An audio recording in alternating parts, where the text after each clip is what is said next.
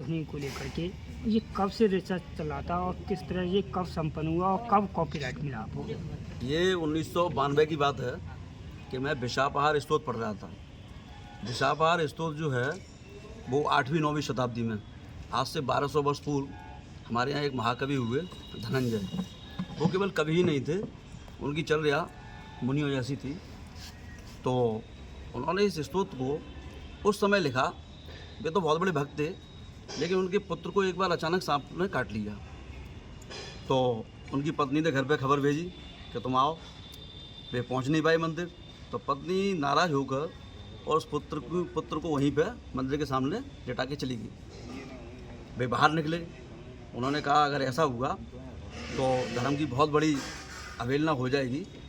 तो उन्होंने भगवान की भक्ति में डूबकर और विशापहार स्तोत्र की रचना करी। जैसे जैसे इस स्तोत्र की रचना होती जा रही थी, वैसे वैसे उनके पुत्र का जो विष था वो उतरता जा रहा था। स्तोत्र की रचना पूर्ण हुई और उस बच्चे का विष बिल्कुल उतर गया। अब हमने 1992 में ये स्तोत्र पढ़ा, उसके बाद लगातार पढ़ते रहे, तो हमेशा यही सोचते थे कि आखिर इससे विष उतर कैसे गया होगा, क्या कारण रहा होगा।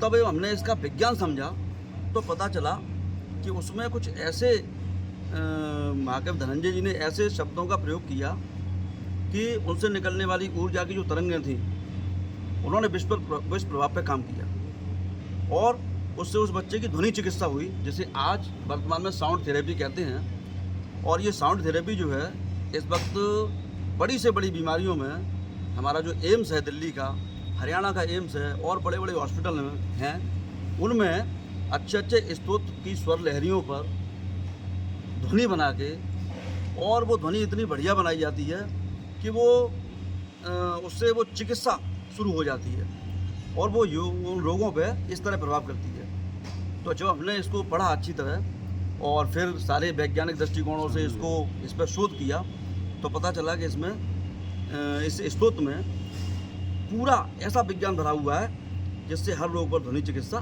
की जा सकती है। और आज ध्वनि चिकित्सा की स्थिति ये है कि अगर इसमें प्रयोग सफल हो जाता है तो हमें शल्य चिकित्सा की आवश्यकता नहीं रहती है। हम बिना ऑपरेशन के बड़े से बड़े रोगों को ठीक कर सकते हैं और आज यही वर्तमान में हो रहा है। ये जो प्रकृति है, इसमें सारा ज्ञान, जब भी हम ज्ञान को परिभाषित करते हैं तो वो बिना शब्दों के नहीं कर सकते।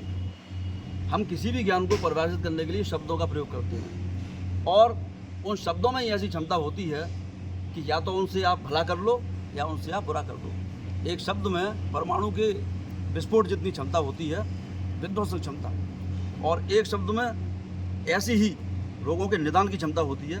तो इसीलिए हमने इस पर ध्वनि चिकित्सा की जो सारा विज्ञान है उसको हमने इकट्ठा करके इस पर रिसर्च करी।